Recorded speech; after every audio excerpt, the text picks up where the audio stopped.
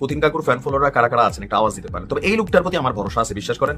Saudi রাজা যদি কয় ইরানে ডাক দিয়ে নিয়ে কয় ভাই আসো বসো এক কাপ কফি খাও বা সুরমা খাও, কি জানি একটা আছে না গাওয়া কাপ হয় নাকি ডিব্বা হয় জবি হয়, বসায় যদি কয় যে হাতে হাতটাই খা, আমাদের ডক্টর ইউনুস দেখছেন একটা চাপ দিছিল এরকম এরকম একটা উষ্ণতার ছোঁয়া, এরকম যদি ইরানের রাজার বা আমাদের ইরানের সর্বোচ্চ নেতার হাত চাপতে চাপতে পাতলো করে ফেলে, এদের কথার উপর আর কোনো বিশ্বাস নাই, কারণ এরা প্র্যাকটিক্যালি কোনো সহযোগিতা করবে না। কিন্তু পুতিন যদি বলার আগেই তো দিয়ে রাখছে, কিন্তু এগুলো প্রকাশিত করা যায় না, কারণ ইরান সর্বোচ্চ বন্ধুত্ব দেখাইছে।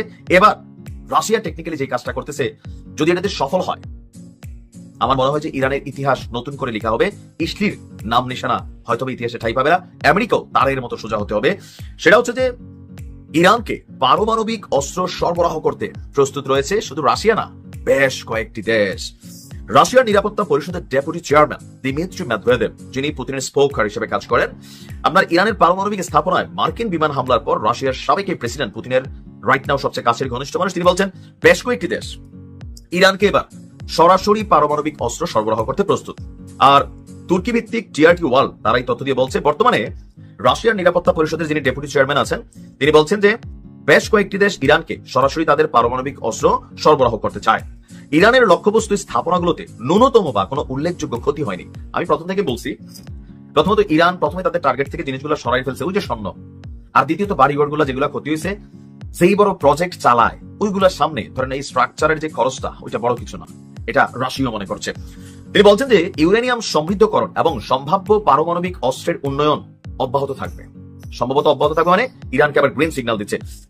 এমনকি যুক্তরাষ্ট্রকে উদ্দেশ্য করে বলা হচ্ছে যুক্তরাষ্ট্র আরেকটি বড় সংঘাতের ঝুঁকিতে পড়েছে এবং যুক্তি দিয়েছে যে হামলার ফলে ইরানের রাজনৈতিকভাবে নেতৃত্ব আরো শক্তিশালী হবে। আরেকটা ভিডিও আলাদা বানাচ্ছি, আমেরিকা বিশ্বাস করেন এই হামলার মাধ্যমে ইরানের কি যে উপকার করছে এটা আপনার আমি বুঝাইতে পারবো না, পরের ভিডিওতে বোঝানোর চেষ্টা করবো। এর আগে রাশিয়া বলছে যে একটি সার্বভৌম রাষ্ট্রের ভূখণ্ডে একটি এত বড় দেশ এই যে ক্ষেপণাস্ত্র এবং বোমা হামলা চালাইছে, এটা একটা দায়িত্ব জ্ঞানহীন পাগলামি সিদ্ধান্ত। এবার এটা যেই যুক্তিতেই আমেরিকা উপস্থাপনা করুক না কেন, আন্তর্জাতিক আইন, জাতিসংঘের সনদ, জাতিসংঘের নিরাপত্তা পরিষদ, এই প্রস্তাবগুলোর স্পষ্ট লঙ্ঘন হয়েছে। আমেরিকার এই হামলা কোনোভাবেই এটা অ্যালাউ করার মতন সুযোগ নেই। অপরদিকে আপনি চীনকে দেখেন, চীন কিন্তু একইভাবে কথা বলছে। আর অলরেডি চীনের যিনি প্রধানমন্ত্রী আছেন শি জিনপিং, চীনের প্রেসিডেন্টের সাথে ইরানের কথাবার্তা হয়েছে।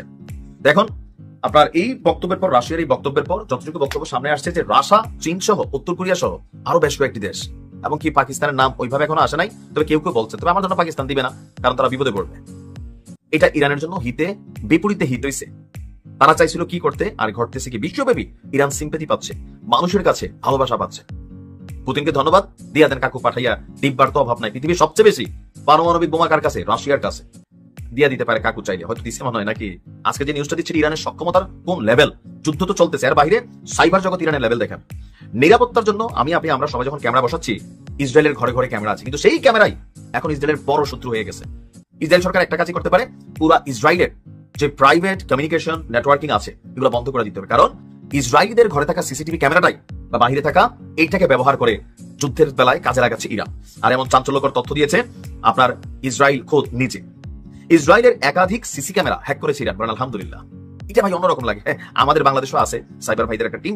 ইসরায়েলের দাবি ঘরে ঘরে থাকা ফুটেজকে বিশ্লেষণ করে পরবর্তী হামলার টার্গেট নির্ধারণ করছে তেহরান।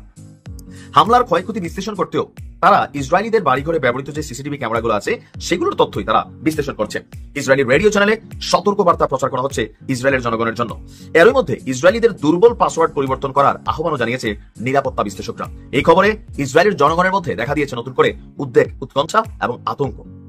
গত সপ্তাহে তেল আবিবে মিসাইল আঘাত হানার পর ইসরায়েলের একজন সাইবার নিরাপত্তা কর্মকর্তা বলছিলেন প্রত্যেকের বাসার সিসিটিভি ক্যামেরা বন্ধ রাখতে কিংবা পাসওয়ার্ড পরিবর্তনের পরামর্শ দিয়েছেন। ক্যামেরা হ্যাক করার মাধ্যমে ফুটেজ বিশ্লেষণ করে মিসাইলটা ঠিক কোথায় আঘাত হানতে হবে, কোথায় মারলে ভালো হয়, ক্ষতিটা বেশি হয়, সেটা যেমন ইরান নজরদারি করছে, পাশাপাশি যে জায়গা মারলো কাজ হইল কিনা এটাও বিশ্লেষণ করছে ইরান। আর এসব তথ্য বিশ্লেষণ করে ভবিষ্যতে আরো নিখুঁতভাবে অভিযানের পরিকল্পনা করছে আপনার ইরান। এদিকে ইসরায়েলের সাইবার দপ্তর নিশ্চিত করছে যে যুদ্ধ পরিকল্পনার অংশ হিসাবে ইন্টারনেট সংযুক্ত ক্যামেরাগুলোকেই টার্গেট করেছে আপনার ইরানের হ্যাকাররা। সংঘাত শুরুর পর থেকে আপনার এই ধরনের হ্যাকিং এর ঘটনা অনেক ধরনের বেড়ে গেছে। প্রযুক্তি দিয়ে আপনাকে খেলতে হবে, কিন্তু আমরা যে প্রযুক্তি ইউজ করি সব মেড ইন চায়না অথবা ইউরোপ আমেরিকার প্রযুক্তি। নিজস্ব প্রযুক্তি যতটুকু আছে প্রথমত আমরা ব্যবহার করি না, কারণ দূর দেশের বিল আসেনি, বিদেশি লাগবে বিদেশি। আপনি স্টার্লিং যে কানেক্ট হয়েছে ভালো, আমরা মনে করি দেশের জন্য ভালো, অনেক দেশ ব্যবহার করতেছে, কিন্তু যেই সকল দেশ ব্যবহার করতেছে তাদের তো আমেরিকার সাথে শত্রুতা নাই। আমাদের আনছেন ডক্টর ইউনূস সাহেব, তার প্রতিষ্ঠানের সাথে কানেক্ট করছেন ভালো, কিন্তু কিন্তু এই যে ইরানে কোনো অস্থিরতা হয়েছে, সরকার চাইলে নেট বন্ধ করতে পারছে, কিন্তু বাংলাদেশে কখনো কোন একটা আউট কান্ট্রির সাথে যদি অস্থিরতা হয়, আমাদের সরকার মনে করলো যে নেটটা বন্ধ করে দেই, এরকম ভাবে আমাদের ক্যামেরাগুলো তো হ্যাক হইতে পারে, পারবে? স্টার্লিং অটো চালু হয়ে যাবে। প্রযুক্তি আপনার নিজস্ব হইতে হবে। আর ইসরায়েলের এত প্রযুক্তি থাকার পর ইসরায়েলের ঘরে ঢুকা যদি ঘটনা ঘটাতে পারে ইরান, আর আমাদের মতো রাষ্ট্রগুলোর মানে আপনি কি বলবেন যে সামহাউ কতটুকু সিকিউর আছে? তবে ইরানকে ধন্যবাদ দেই, এমন মায়ের পুত তারা জন্ম দিচ্ছে, বানাচ্ছে, জন্ম তো দেয় না, মানে বানাচ্ছে। অনেক দূর আগে গেছে ইরান।